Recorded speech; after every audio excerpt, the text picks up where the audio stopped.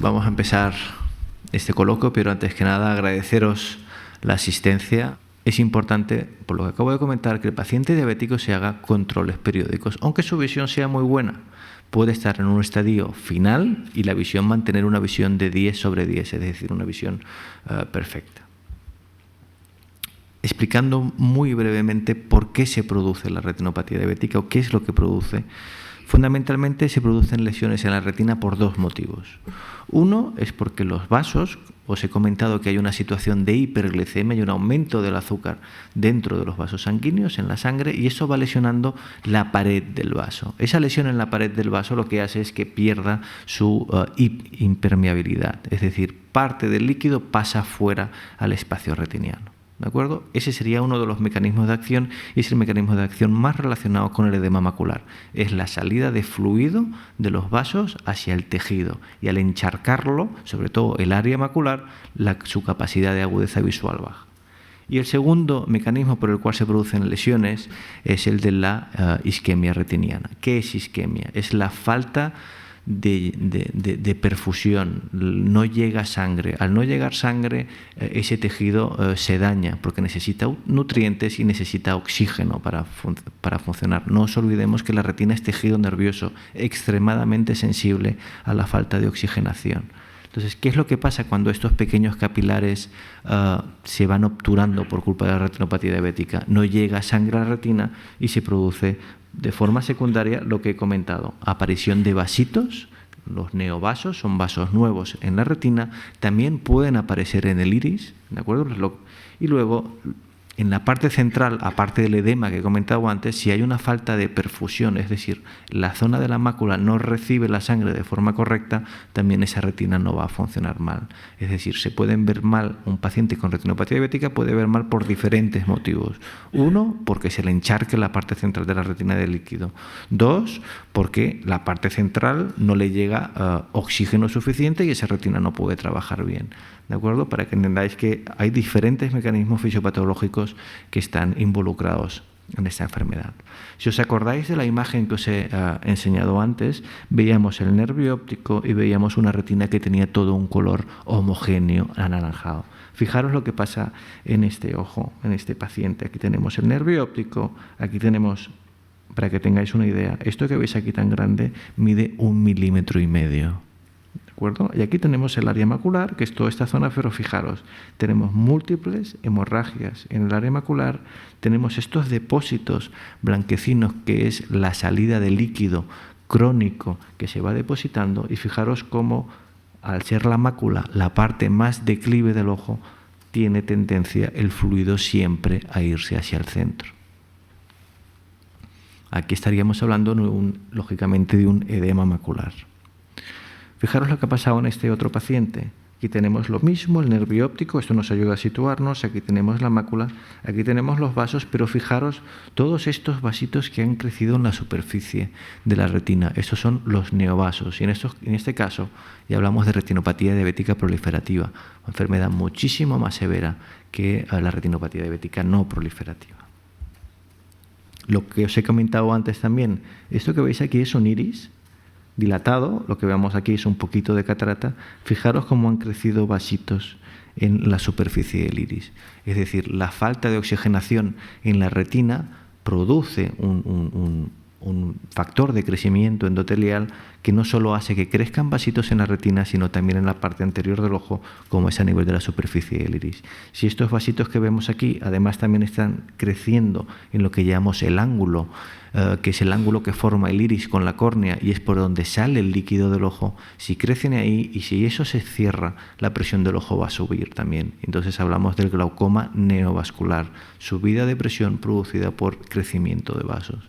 Pero eso también únicamente se ve en la retinopatía diabética proliferativa, en este estadio. Hay otras enfermedades que también dan glaucoma neovascular, pero la retinopatía diabética es una importante. ¿Qué pueden producir los neovasos? Esos vasitos en la retina que han crecido de forma anómala. Aquí pues vemos múltiples hemorragias en el área retiniana y a veces no logramos ni ver la retina. El sangrado se produce en el gel vítreo y no observamos nada dentro del ojo. En ese caso hay que hacer una ecografía para ver qué está pasando. ¿De acuerdo? O sea que a veces ni eso. ¿Cuándo sangran los diabéticos? Eso es importante, una cosa que es importante que lo sepáis. Muchos pacientes piensan que el ejercicio físico hace que sangren y dicen, oiga, no me agacho para que tengo ese problema, tal. El diabético típicamente se despierta por la mañana con que no ve de un ojo, ¿de acuerdo? Es más frecuente durante el sueño. ¿Por qué? Porque hay una fase que se llama la fase REM del sueño, que quiere decir movimientos oculares rápidos donde los ojos se mueven a toda velocidad y muchas veces ese movimiento hace que el gel vítreo traccione sobre los vasitos y sangran muchas veces durmiendo. O sea que no es infrecuente que un paciente diabético por la mañana que ha tenido neovasos diga, uy, este ojo estoy viendo peor porque he sangrado. Importante, la prevención. Luego, ahora, eso tendría que venir al final, pero yo acabo ya mi charla. Es importantísimo tener en cuenta, 1, control de la glicemia, 2, la presión arterial tiene que estar controlada, el colesterol también tiene que estar controlado. Es decir, para que sepáis, la retinopatía diabética es una enfermedad vascular.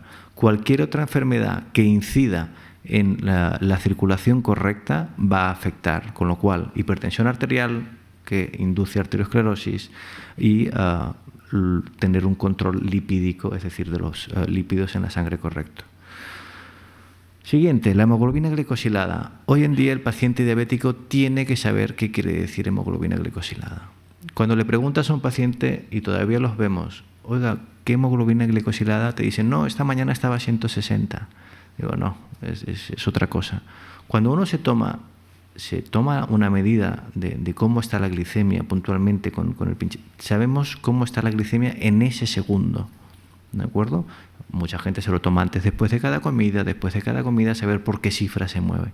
La hemoglobina glicosilada da una idea de cómo ha estado controlado los 2-3 últimos meses, ¿de acuerdo? Y hay una clara relación entre hemoglobina glicosilada y retinopatía diabética. Múltiples estudios han demostrado a mayor hemoglobina glicosilada, mayor gravedad o severidad de la retinopatía diabética. Es obvio decir que hay que abandonar el hábito tabáquico, ya no solo por el azúcar, sino porque si queremos vivir más hay que abandonarlo. Y lo que he comentado antes, importante hacerse controles oftalmológicos aunque el paciente vea bien. Siguiente, ¿cuándo hay que empezar? Si hay alguien que está recién diagnosticado. Un diabético adulto se tiene que hacer una exploración del fondo de ojo en el momento del diagnóstico de la diabetes. Es decir, el diabético adulto muchas veces se descubre en un análisis rutinario de la empresa, etc. Uy, me han encontrado azúcar. Como se desconoce desde cuándo puede tener azúcar, lo que se tiene que hacer es un examen del fondo de ojo en el momento del diagnóstico. Un diabético juvenil generalmente se hace, que suelen ser gente mucho más joven, la primera revisión oftalmológica hay que hacerla a los 5 años del diagnóstico.